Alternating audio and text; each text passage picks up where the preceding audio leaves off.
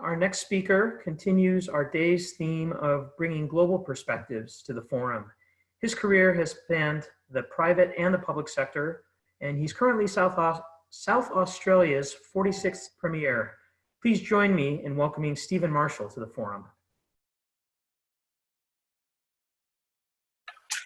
Good morning. I'm very sorry about that, Jay. Thanks very much for inviting me to be with you today. Can I just first of all acknowledge that I'm broadcasting this morning from the traditional lands of the Kaurna people, and I acknowledge an ongoing spiritual relationship with this very precious land. It's been an absolute pleasure to be joining in with your conference or your forum, Future of Learning Forum today. I've learnt a lot. And it is very early over here.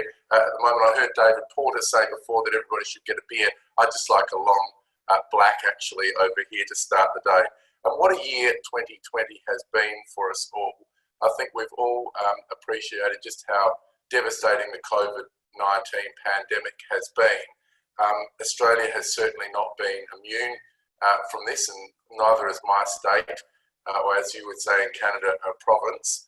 South Australia, but I think that there has been some silver lining from this otherwise very, very dark cloud, and I think in many ways we've accelerated the opportunities in terms of digital transformation that perhaps we knew we were moving towards, but maybe this COVID-19 has accelerated that for us. And that's certainly what I've heard for the last couple of hours on your forum. I've heard speakers talk about micro-credentialing, the importance of STEM, unique student identifiers, but I've also heard them talk about resilience and authenticity and equity across education. And that was really, really fantastic to hear. And it seems to me that the people that are on this forum are the ones that are making the best of this very difficult situation and moving their education systems forward. So congratulations to all of you. In terms of the COVID-19, we've learned a lot in terms of digital transformation in our health system. We've had to move very, very quickly. But in addition to that, of course, education has been one of those areas where we've had to move very, very quickly. Can I just say a massive congratulations and thanks to the people in education systems in Australia who have basically had to move from a classroom-based education system to an online system in a very, very short period of time. In fact, I was speaking to my Chief Executive of the Department of Education here, and he said we did about 6 or 8 years' work in about 4 or 5 weeks here in South Australia. Thankfully, we have still got classroom-based learning in South Australia, but that doesn't occur right across the country. But we needed to, at the end of term 1, around March, April, earlier this year, transform our entire education system in preparation for term 2 being online. Thankfully, as I said, we didn't have to move to that situation.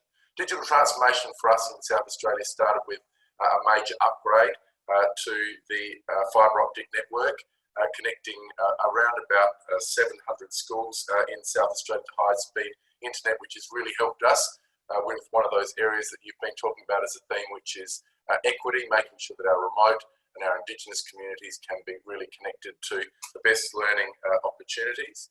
I know that you've already spoken today about the unique student identifiers, and that was a fascinating talk today, and this is an issue that we're grappling with here in Australia as well as part of our overall reform agenda for our country. We're very similar to Canada in many ways because we have a federal system. And so we have essentially 9 jurisdictions, 6 states, 2 territories, and the federal government. We have a national curriculum. We also have a national reform agenda, which is referred to as GONSKI, G-O-N-S-K-I, GONSKI, because the report was authored by David Gonski, and our second reform agenda was published in 2018. And one of those 9 areas of reform was around a unique student identifier. And I was really pleased earlier today to hear Kim Cameron talk about proof rather than just identity and account. So we're moving towards that in Australia. I think it is something that we'll achieve in the next couple of years, and so we're very pleased to be doing that. Micro-credentialing is again an area that we're looking at, and it's something that is exercised on many bright minds in Australia at the moment as we prepare people for what one of your other speakers today, in fact Alan Radford from Australia, was talking about as employability.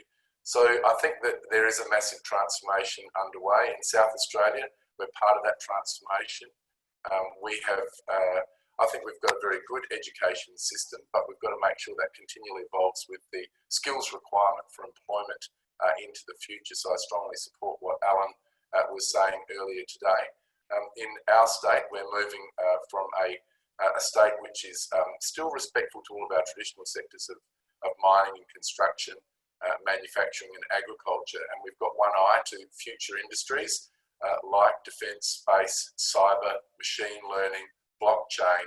And we've got to make sure that we can do everything we can to embed those opportunities into our curriculum, making sure that we've got the platforms that support them, and also the skilled teacher workforce that is going to enable these skills to develop over time. So again, thank you very much for inviting me.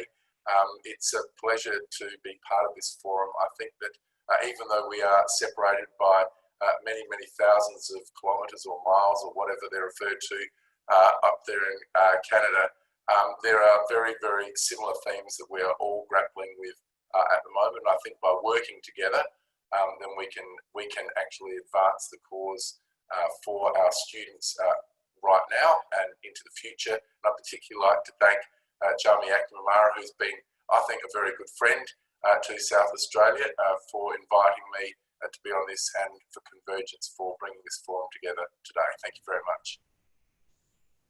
Thank you, Stephen. That was fantastic. And, you know, it really brings home what we're facing is when you talk about the traditional industries of mining and the skills required for that, and then also preparing students for the industries of the future, right? This is having one foot in two different universes almost at one time, and we have to navigate that. So thank you for sharing your perspectives and approach on that.